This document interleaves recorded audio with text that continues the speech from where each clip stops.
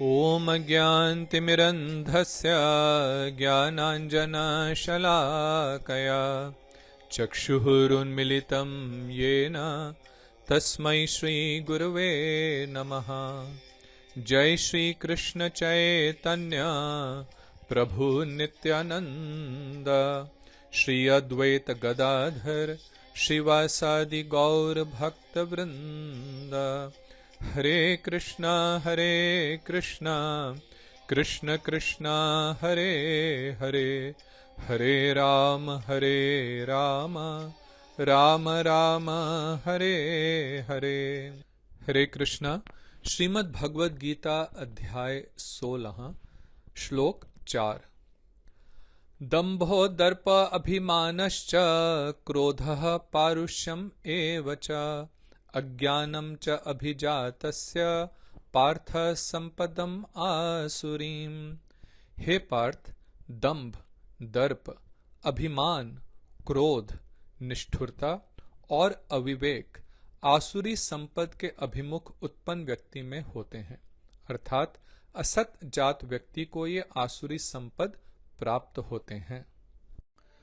पिछले 3 श्लोकों में भगवान श्री कृष्ण ने दैवी भाव वाले मनुष्यों के 26 गुणों का वर्णन करा।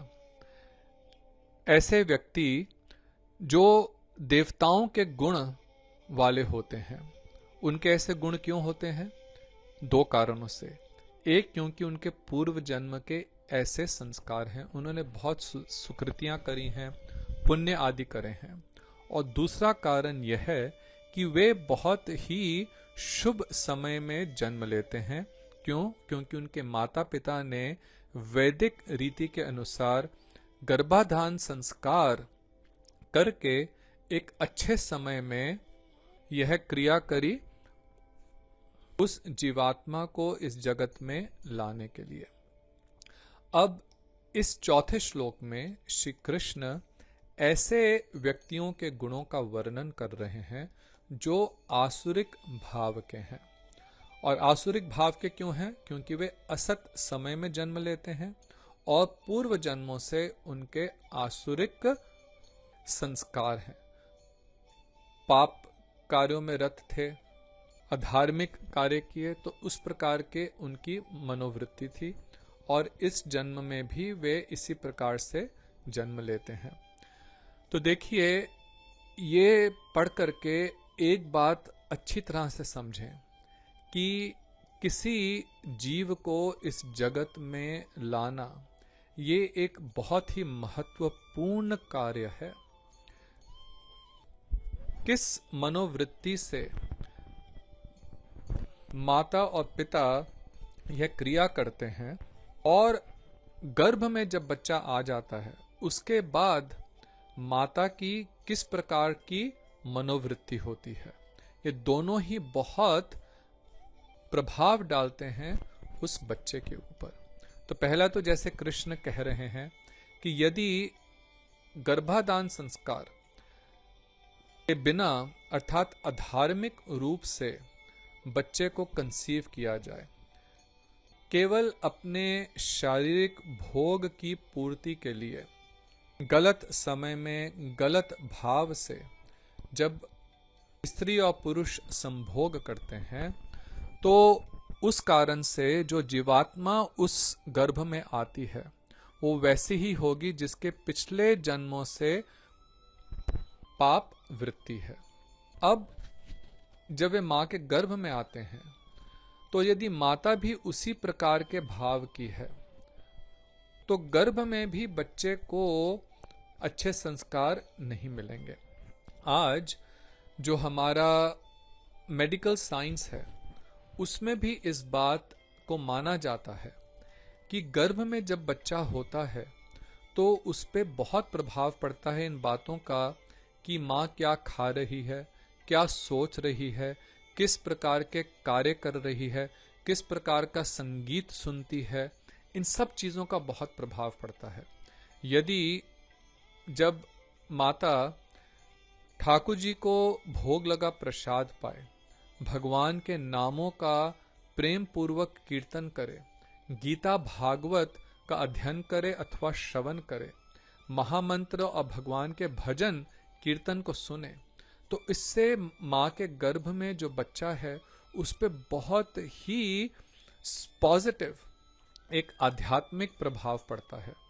इसके विपरीत यदि माता सब प्रकार के गलत खाद्य पदार्थ खाए, जैसे मांस खाना, शराब पीना, और कई तो स्मोक भी करती हैं, ये सब करना, और फिर हर समय गुस्से में रहना, इरिटेटेड रहना, और फिर गलत गलत तरह की बातें सोचना, दूसरों की निंदा करना, गलत तरह का संगीत सुनना, ये सब यदि कार्यों में वो रहती हैं तो वैसा ही प्रभाव उस बच्चे पे भी पड़ता है, क्योंकि गर्भ में रहते ही मस्तिष्क बनना शुरू हो जाता है।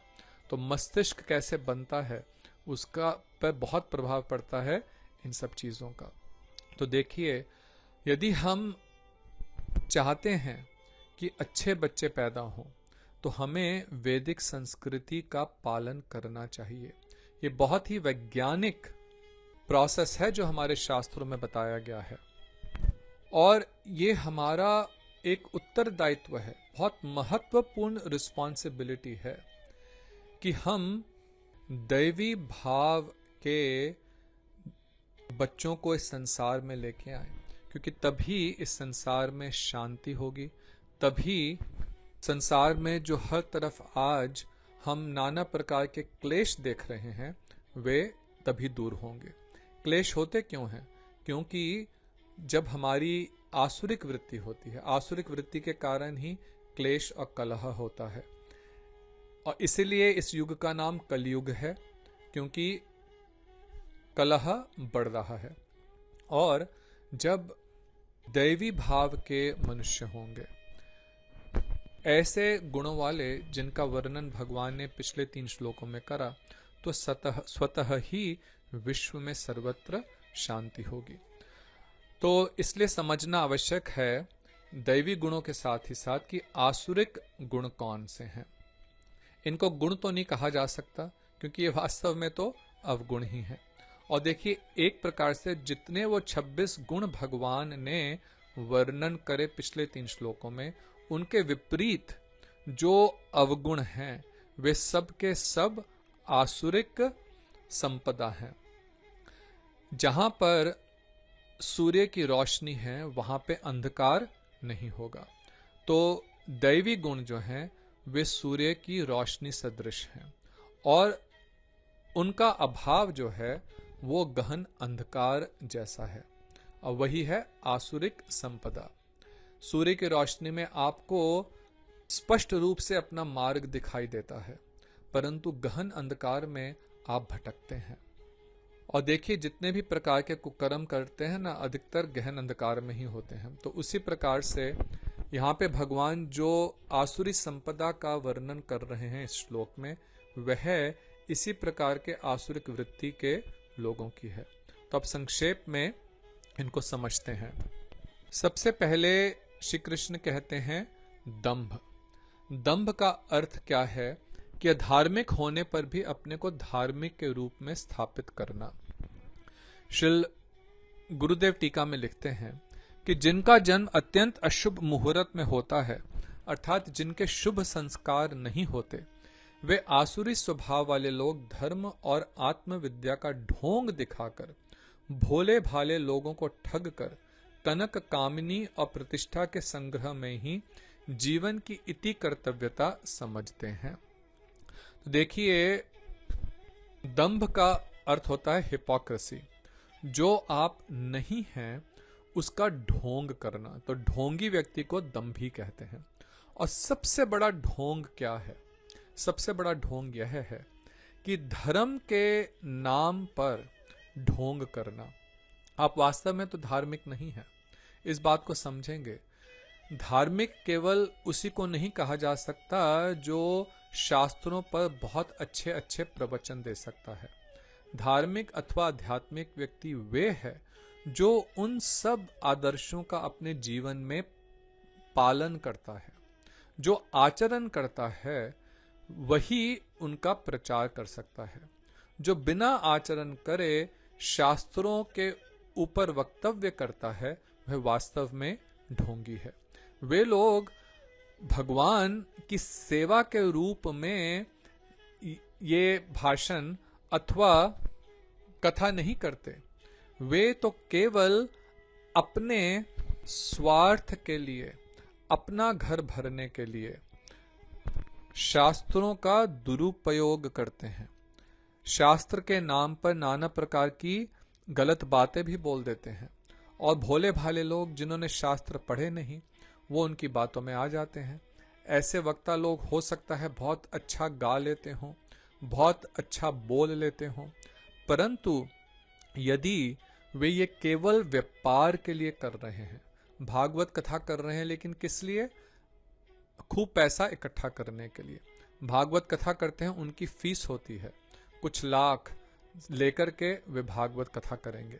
ऐसी कथा सुन करके किसी भी श्रोता का कल्याण नहीं होगा, अपितु ऐसे कथाकारों से सुन करके आपका नुकसान ही होगा, क्योंकि वास्तव में भागवत में क्या है आप नहीं समझ पाएंगे।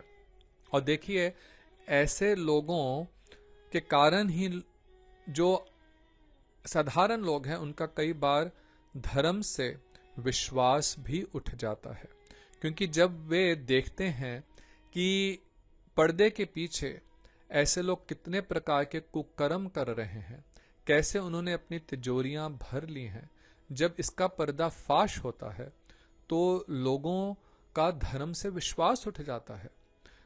तो ऐसे लोग कितना कुकर्म कर रहे हैं। देखो, सबसे बड़ा कुकर्म यह है कि किसी के विश्वास को तोड़ देना। तो आप पे विश्वास जो व्यक्ति करता है यह समझ के कि आप बहुत धार्मिक हैं और आप उसके विश्वास को तोड़ते हैं, इससे बढ़कर के और कोई कुकर्म अथवा पाप नहीं है। आजकल हम भारत में देखते हैं कि इस प्रकार के कई ढोंगी साधु महात्मा पाए जाते हैं। कईयों पर केस भी चल रहे हैं क्योंकि उन्होंने अपने आश्रमों में कई प्रकार के दुर्व्यवहार करे हैं, कई प्रकार की कामुक क्रियाएं करी हैं, बहुत धन एकत्रित कर लिया है, कईयों के पास तो हथियार भी हैं और भोले भाले लोग उन्हें बड़ा धर्म गुरु समझते हैं। कई तो उनको भगवान सदृश समझ करके पूजा भी करते हैं। तो ये बहुत बड़ी एक अज्ञानता है, बहुत बड़ा ढोंग है।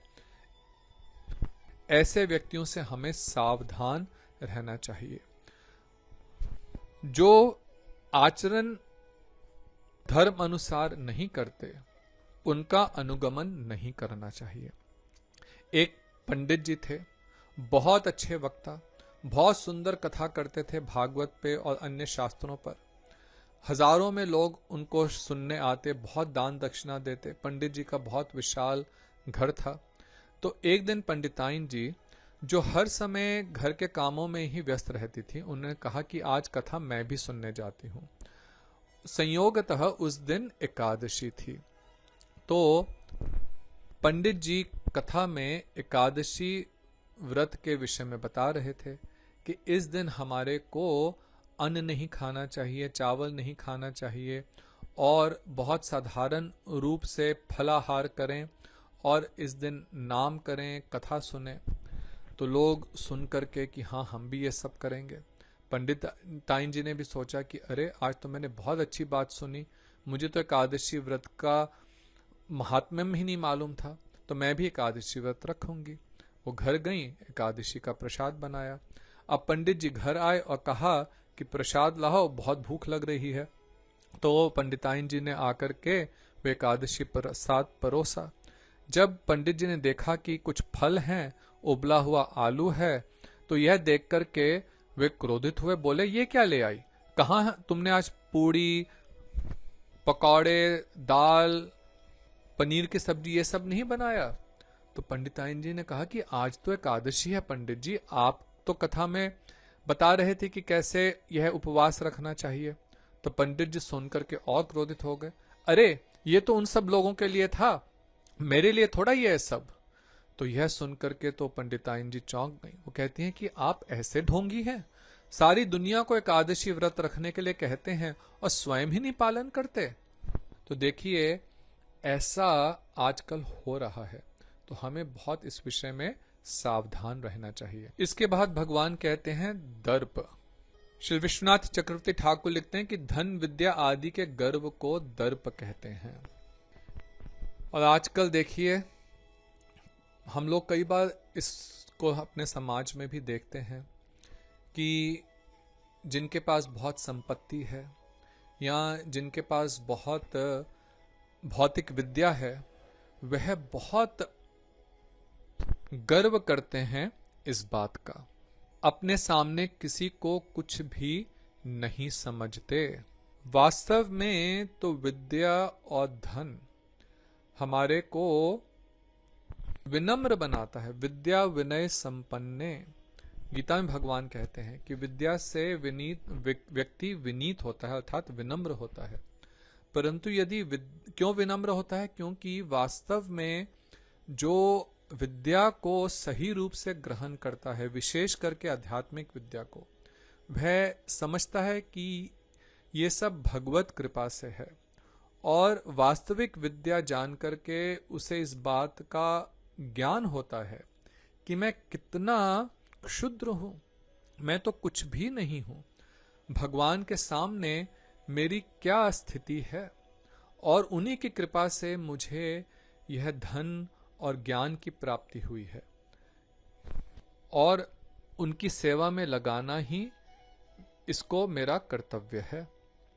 परंतु जो व्यक्ति भगवत विमुख हैं, वे समझते हैं कि हमने अपने बल पर इस सब का अर्जन किया है, विद्या का और धन का, और इस गर्व के कारण वे अपने सामने किसी को भी कुछ नहीं समझते, दूसरों का तिरस्कार करते हैं, बड़े अभिमानी हो जाते हैं।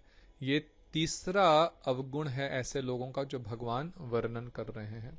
श्री भक्तिवेदांत स्वामी महाराज जी टीका में लिखते हैं कि वे चाहते हैं कि दूसरे उन्हें पूजें, यद्यपि कोई उनका सम्मान नहीं करता, पर वे सबसे सम्मान की मांग करते हैं। तो यह तो आसुरिक वृत्ति ही है ना। जैसे कंस था, जैसे हिरण्यकशिपु, रावण, वे सम्मान की मांग करते थे और कोई उनके सामने उन्हें सम्मान नहीं देने की धृष्टता नहीं करता था। क्यों? क्योंकि भयभीत थे कि यदि नहीं सम्मान करेंगे तो वे तुम्हें मार देंगे। तो इस भय से लोग सम्मान करते थे, ये नहीं कि वास्तव में हृदय से सम्मान करते थे। वास्तविक सम्मान तो वह है कि जब आपके सुंदर विनम्रशील स्वभाव को देख करके कोई हृदय से आपका सम्मान करे। जब आप दूसरे से सम्मान की मांग करते हैं तो वह आपके अपने अभिमान के कारण है, आपके गुणों के कारण नहीं। कंपनी में कोई जो बॉस है, मालिक है, वह जानता है कि उसके सम्मुख उसका कोई भी एम्प्लॉय जो है वो मुंह नहीं खोलेगा, और यदि वह इसका गलत इस्तेमाल करता है तो यह अभिमान है। क्योंकि अब जो भाई नौकरी करता है उसको तो यह भय रहेगा कि यदि मैं मालिक की बात नहीं मानूंगा, भले वो गलत भी कहे, तो नौकरी से निकाल देगा। तो यह आसुरिक वृत्ति है। फिर भगवान कहते हैं क्रोधः। तो देखिए जो दैवी गुण वाले हैं उनका गुण भगवान ने बताया अक्रोध। वे किसी भी स्थिति में, किसी भी कारण से, किसी भी अवस्था में क्रोध नहीं करते, क्रोध का कारण होने पर भी क्रोधित नहीं होते। इसके विपरीत वे लोग जो आसुरिक वृत्ति वाले हैं, वे छोटी छोटी बातों पर क्रोधित हो जाते हैं और बहुत ही कठोर वाणी बोलते हैं। आपने उनके इच्छा के विरुद्ध थोड़ा सा भी कुछ कर दिया या बोल दिया तो एकदम क्रोधित हो जाएंगे। और आजकल हम देख रहे हैं कि सर्वत्र ही क्रोध बढ़ता ही जा रहा है। छोटे छोटे बच्चों में भी क्रोध इतना बढ़ रहा है। ऐसे व्यक्तियों में तनिक भी विनम्रता नहीं होती, नम्रता की गंध भी नहीं होती।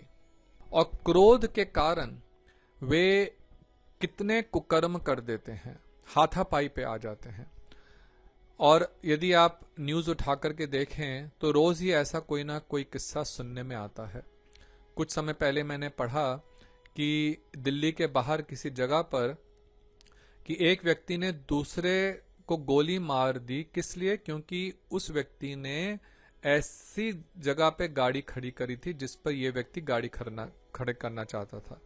किसी रेस्टोरेंट में गए और ये व्यक्ति जहां गाड़ी खड़ी करना चाहता था दूसरे व्यक्ति ने कर दी, तो इसी बात पे झगड़ा हो गया और इसने आकर के दूसरे को गोली मार दी।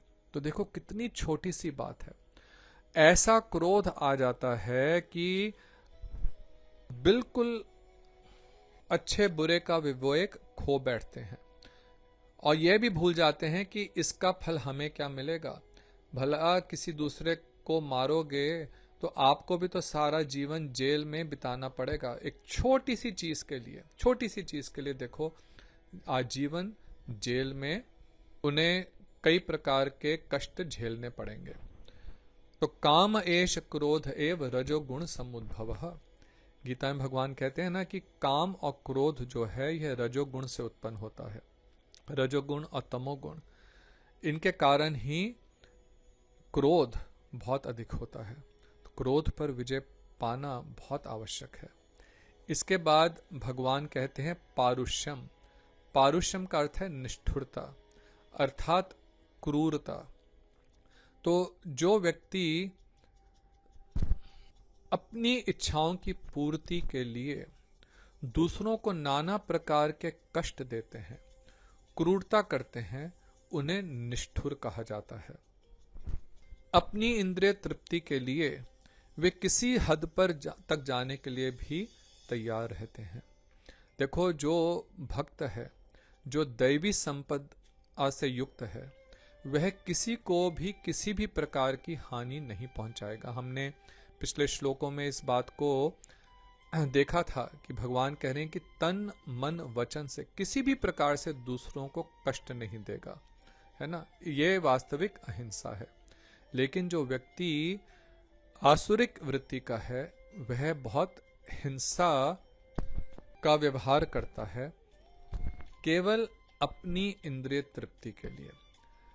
जड़ भरत जब महाराज रहुगुणा की पालकी उठा करके चल रहे थे तो चींटियों को बचाने के लिए वे सीधा पांव न रखने के कारण इधर उधर पांव रख रहे थे। जड़ भरत कौन थे?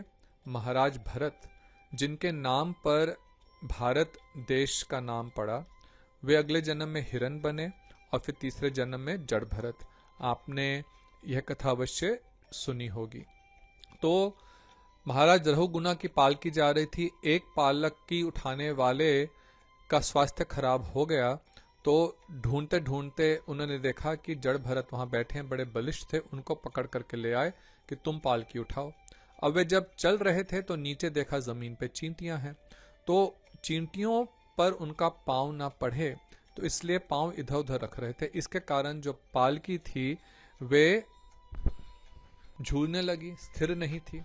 तो इस कारण से महाराज रहुगुणा बड़े क्रोधित हुए। उनका कौन है पालकी चलाने वाला, सीधी क्यों नहीं चलाता?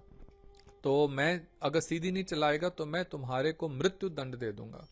तो उस समय जड़ भरत जो कभी नहीं कुछ बोलते थे तब बोले उन पे कृपा करके कि कौन राजा, कौन सेवक, कौन दंड देने वाला और कौन दंड देने वाला, ये तो सब भाव उनके हैं जिनकी देहात्म बुद्धि है।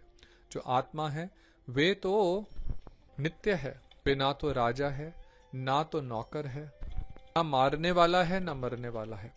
तो इस प्रकार सुनकर के महाराज रहुगुणा ने सोचा रे ये तो बहुत बड़े संत हैं। उतर के आए और उनके चरणों में गिर पड़े। और जब उन्होंने देखा कि किस लिए वे पांव सीधा नहीं रख रहे थे, किस लिए, उन चींटियों की रक्षा करने के लिए, तो वे उनके चरणों में गिर पड़े। तो देखो ये भाव है एक भक्त का।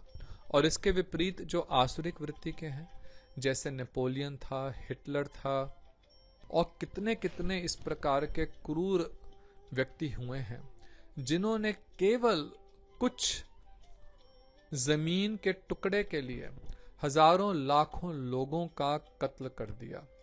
और क्या वह स्वयं हमेशा उस जमीन पर शासन कर सके? नहीं, सबके सब मारे गए, सबके सब मर गए।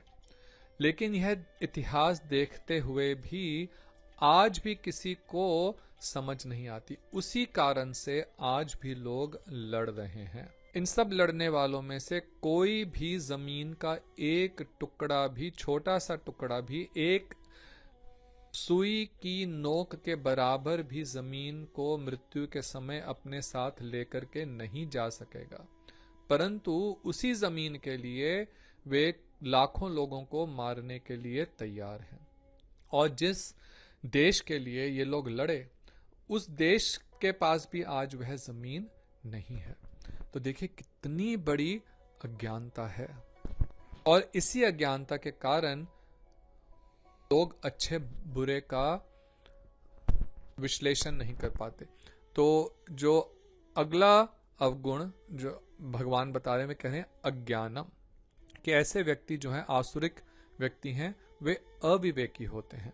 अविवेकी का अर्थ होता है कि इस बात का निर्णय नहीं कर पाना कि क्या ठीक है क्या गलत है। वे संपूर्ण व्यवहार स्वेच्छा आचारमय करते हैं, अपनी स्वेच्छा से करते हैं। किसी की भी अथॉरिटी को, किसी के भी शासन को नहीं मानते। ये एक और बड़ी समस्या है आज के युग की। हम लोगों ने देखा, पहले तो जो बच्चे थे माता पिता की आज्ञा को मानते थे, जैसा वे लोग कहते थे उस प्रकार से करते थे। लेकिन आजकल तो बच्चे भी माता पिता की बात नहीं सुनना चाहते। आप किसी को भी किसी भी प्रकार की इंस्ट्रक्शन नहीं दे सकते। उनके भले के लिए भी है, तब भी वे सुनना नहीं चाहते। कुछ ऐसी लोगों की कली के कारण वृत्ति हो गई है कि सब केवल अपने मन की सुनना चाहते हैं। और मन तो हमेशा आपको भटकाएगा ही। विशेष करके यदि आपको शास्त्र ज्ञान नहीं है, तो आपको ये विवेक बुद्धि नहीं होगी कि क्या ठीक है क्या गलत। और अविवेकी पुरुष जो है, जिसका मन अपने नियंत्रण में नहीं है, जो अपने से बड़ों का, जो गुरुजनों की बात को नहीं सुनता और उनके अनुसार नहीं चलता, वे अवश्य ही भटकेगा। तो आजकल का युवा समाज जो इतना भटक गया है, इतने गलत कार्यों में प्रवृत्त हो रहा है, वह केवल और केवल इसी कारण से है कि वे किसी का भी शासन स्वीकार नहीं करना चाहते। और उसमें कुछ दोष हम लोगों का भी है, क्योंकि हम स्वयं ही आचरण नहीं करते, उनके सामने एक अच्छा आदर्श स्थापित नहीं करते। और जब वे सर्वत्र ही देखते हैं कि लोग स्वेच्छामय आचरण कर रहे हैं, तो उनकी भी वृत्ति, उनका भी स्वभाव ऐसा ही हो जाता है कि हम वही करेंगे जो हम चाहेंगे। तो आजकल की जनरेशन का और सभी लोगों का अधिकतर यही मंत्र हो गया है कि डू व्हाट यू डिजायर, वही करो जो आपका मन कहता है। परंतु भगवान क्या कह रहे हैं कि ऐसा स्वेच्छामय आचरण जो है, यह अज्ञानता है, यह अविवेक है, और यह आसुरी स्वभाव वालों का लक्षण है। तो भैया, आसुरी स्वभाव के कारण कभी भी किसी को सुख और शांति प्राप्त नहीं हो सकती। यदि वास्तव में अपने जीवन को और समाज को, अपने घर को शांतिमय सुखमय बनाना चाहते हैं, तो भगवान ने जो दैवी गुणों का वर्णन करा है, उनको अपने जीवन में उतारें और इन आसुरिक गुणों को छोड़ें। और ये केवल और केवल तभी संभव है जब हम भक्ति के अंगों का पालन करें। भक्ति इतनी शक्तिशाली है कि केवल श्रवण कीर्तन और स्मरण करने से, बिना और कोई दूसरा प्रयास किए हुए ही, जितने आसुरिक लक्षण हैं, जो अवगुण हैं, वे स्वतः ही दूर हो जाएंगे और दैवी गुण स्वतः ही आ जाएंगे, और तब हमारा जीवन आनंदमय हो जाएगा। हरे कृष्णा, राधे राधे। आपका दिन मंगलमय हो।